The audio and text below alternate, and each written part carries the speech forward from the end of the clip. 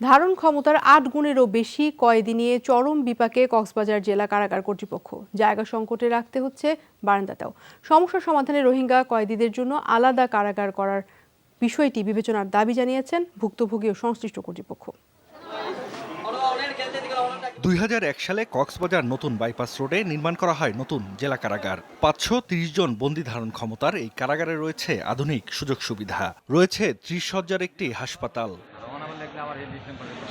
বর্তমানে এই কারাগারে বন্দী প্রায় ৪৩০০ জন। জায়গার অভাবে অনেকের স্থান হয়েছে বারান্দায়। কারা হাসপাতালের অবস্থাও একই। শয্যার তুলনায় কয়েক গুণ বেশি রোগী থাকায় দুর্ভোগ চরমে উঠেছে।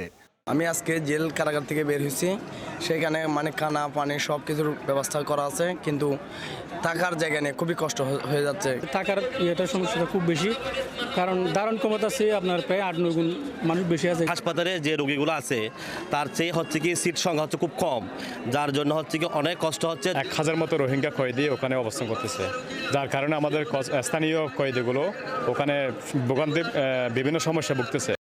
বন্দীদের মধ্যে অর্ধেকের বেশি মাদক মামলার আসামি, যাদের অধিকাংশই রোহিঙ্গা। কারাগারের ভেতর বিভিন্ন অনাকাঙ্ক্ষিত ঘটনার সাথে জড়িত থাকার অভিযোগ আছে রোহিঙ্গা বন্দীদের বিরুদ্ধে। তাদের জন্য আলাদা কারাগার নির্মাণের পক্ষে মত জেল সুপারের। দিন দিন আরও রোহিঙ্গা বন্দী বাড়ার সম্ভাবনা রয়েছে। তবে ওই রোহিঙ্গাদের জন্য যদি আলাদা কোনো কারাগার বা ওদেরকে আলাদা কোথাও রাখার একটা ব্যবস্থা করা যেত, তাহলে অনেকটা বন্দী আবাসন সমস্যা সমাধান হতো।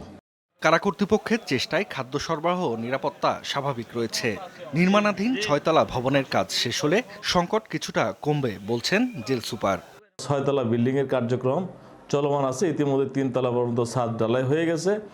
তো গণপূর্ত প্লাস যে ঠিকাদারের সাথে আলাপ আলোচনা যেটা জানতে পারছি, আগামী জুন মাসের ভিতরে তারা অবশ্যই এটা আমাদেরকে হ্যান্ডওভার করবে। আবাসন সমস্যার সমাধানে কারাগারের পাশে আরও ৭ একর জায়গা অধিগ্রহণের সিদ্ধান্ত নিয়েছে কারা কর্তৃপক্ষ। জাহিদ হাসান, যমুনা নিউজ।